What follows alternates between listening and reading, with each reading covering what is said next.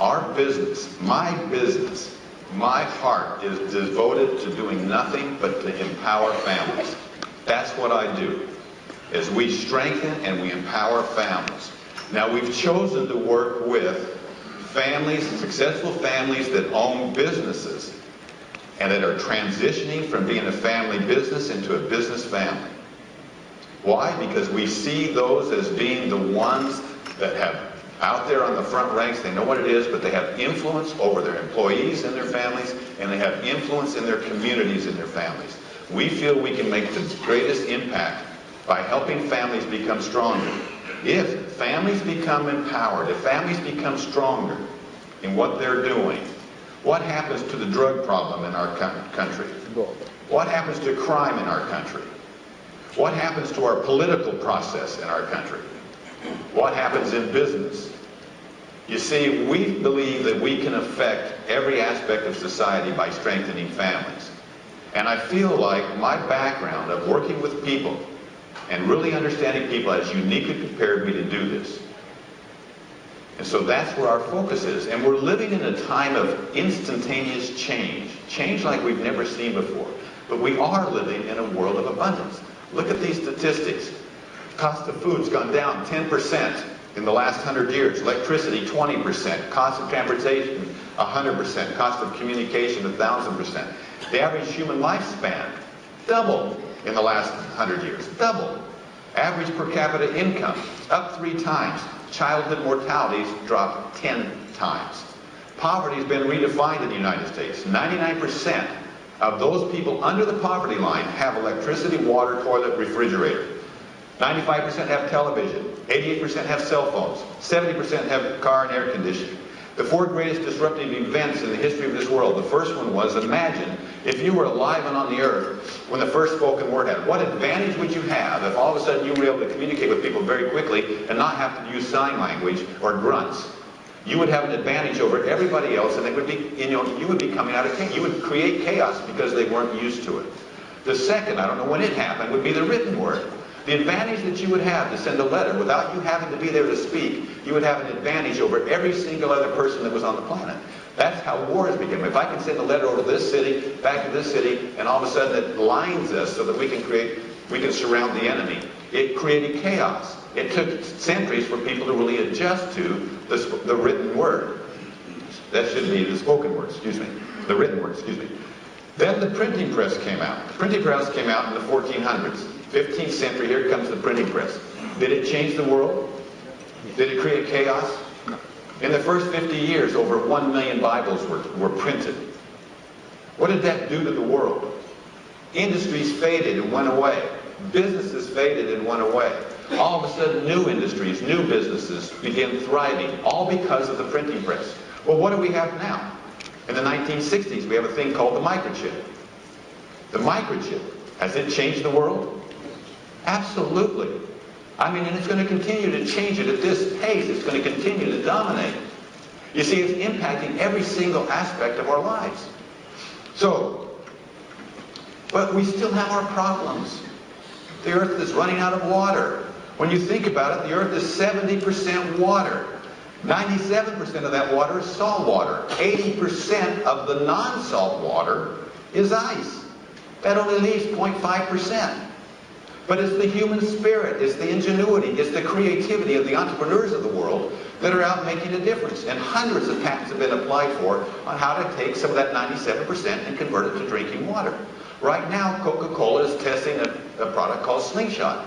They believe that within 2 to 3 years they'll have it out around the world. It can process 1,000 liters of water a day at 2 cents a liter. We are coming up with the solutions. What about energy? We're running out of energy sources. 16 terawatts of energy hit the earth every 88 seconds. The cost of solar energy is now 50% the cost of diesel in India. So the costs are going down.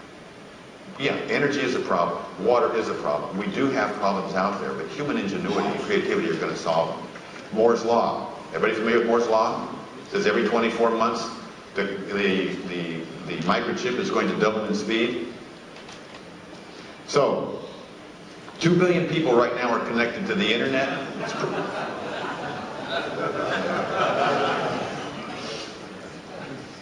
By 2020, 5 billion people will be connected to the internet. You don't understand the implications of that. This is my third generation. We're going to be talking about planning in just a second. Well, isn't it the third generation supposed to lose all my wealth? Right? These are the ones. These are my kids. They're the ones. Should I kill them now? I love these kids. I love these kids. These are my 2 oldest grandchildren. I just had number 13 born, by the way, last Friday, on our son Nick's birthday that just passed away. So it was a very special day. Very special day.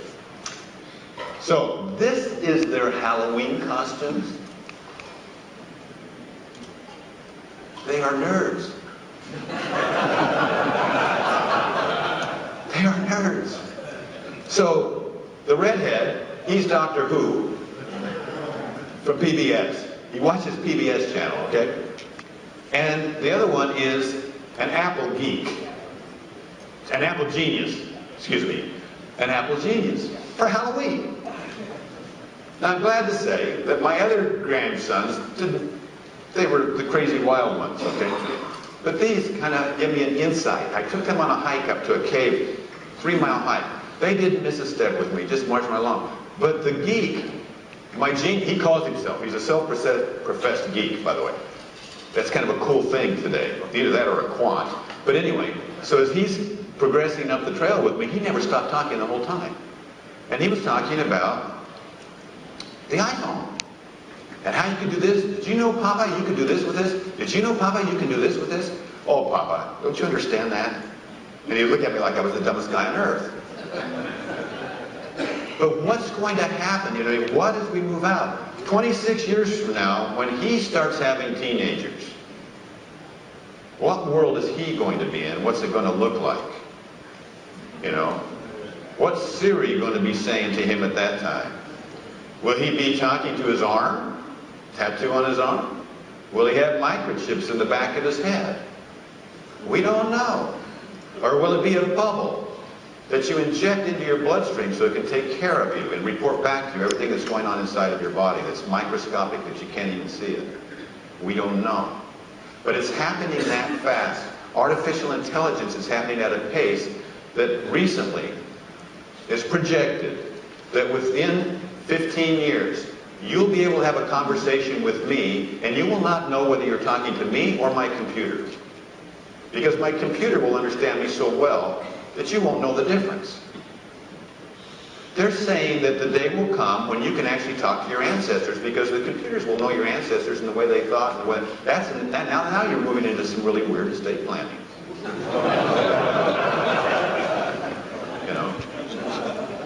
You know, what did Grandpa want us to do with this? I don't know, let's go ask him. It's scary. But we're moving at such a pace. If we go out that 26 years, this little device that we carry in our pockets, this little device, will be 8,192 times faster. Now imagine for just a second what that means. Let's decide that something that somebody here said, something in this meeting that said, I'd like to buy more life insurance. It convinced you should buy more life insurance. Okay? And let's say that this was the device of the future. It may be a bubble, it may be something, it may be a freckle, who knows. But anyway, so let's say this is the device of the future and you have a break. You walk out and you say, Siri, do I really have too little life insurance?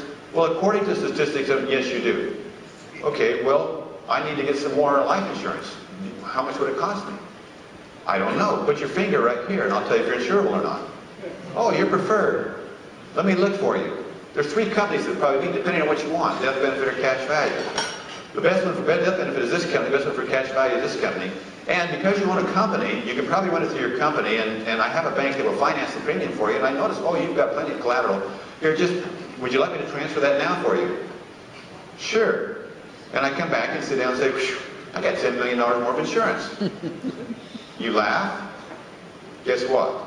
That's the way it's going. That's the way it's going. And everything that has an algorithm associated with it, everything that has an algorithm associated with it, their industry, that industry is going to change so drastically you won't even know it. the legal profession, the accounting profession, the architects, engineers, insurance salesmen, financial planners. What are they going to need you for? What are they going to need you for? Anything that can have an algorithm, they're going to be able to understand, they're going to be able to have. What are you going to do? Where are you going to go?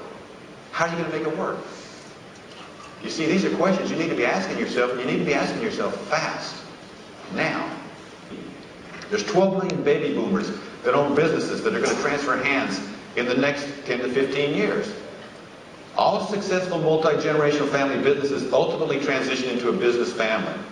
High-income earners, if they're going to keep their wealth, will ultimately transition into a business family, where they're using entrepreneurial principles and they're using sound, what we call empowered wealth principles, in order to preserve that wealth and be able to manage it moving into future generations. You know these statistics.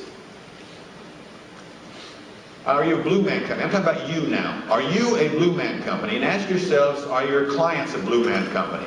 Are you familiar with the Blue Men? The Blue Men are those three people that got out on the corner and they started singing, and the guy came by with the Astoria Theater, and he said, Astor Theater, and he says, come on in here, you should be in here, you attract such a crowd. So this is in the late 80s, they come in there, and they attracted huge crowds. Now there's over 100 Blue Men.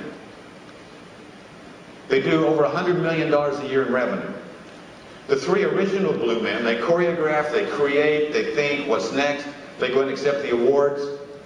But if a Blue Man dies, if a Blue Man gets eaten by a tiger, does the show go on? Absolutely.